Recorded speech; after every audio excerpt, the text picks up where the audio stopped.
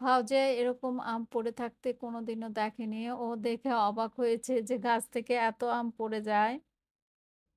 আসসালামু আলাইকুম। পরের দিন সকালবেলা রাজশাহী ত্যাগ করে নওগাঁর উদ্দেশ্যে রওনা দিচ্ছি। অনেক বছর পরে বাচ্চাদের সাথে নিয়ে রাজশাহীতে এসে সবার সাথে দেখা হয়ে খুবই ভালো লাগলো।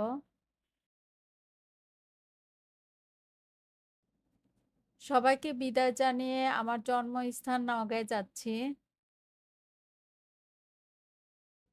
নওগাঁয় পৌঁছে রেডি হয়ে আমরা যাচ্ছি আমার ভাসুরের বাসায়। ভাউজের আব্বু নওগাঁ পৌঁছিয়ে আমাদের রেখেই আগে চলে গিয়েছে আমার ভাসুরের বাসায়। আম্মা মারা যাওয়ার পর ১ম আসলাম নওগাঁয়। নওগাঁ শহরকে দেখতে অনেক খালি, খালি লাগে আর কান্না আসে। আমার ভাসুরের বাসায় এসে আমরা খেতে বসেছি। কারণ আমরা খাওয়া-দাওয়ার পরে যাবো আমার দাদা শ্বশুরের দেশ বসাইলে। এই যে আমরা বসাইলের উদ্দেশ্যে রওনা দিয়েছি।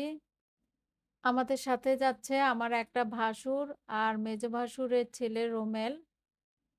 আমার শ্বশুর-শাশুড়ি ২ জনে মারা গিয়েছেন। ফাউজার আব্বু বসাইলে আসরের পরে একটা মিলাদের ব্যবস্থা করেছে। মিলাদ হবে অবশ্য মসজিদে।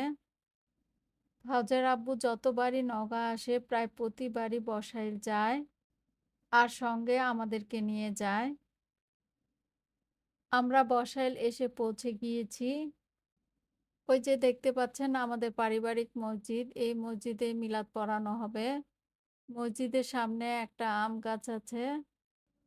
আম গাছে প্রচুর আম ধরেছে। মাটিতে অনেক আম পড়ে আছে।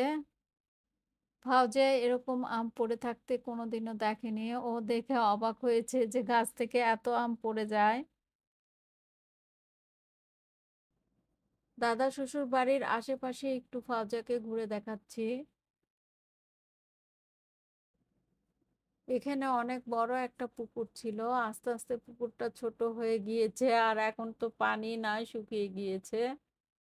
মসজিদের পাশেই পারিবারিক মাদ্রাসা আছে।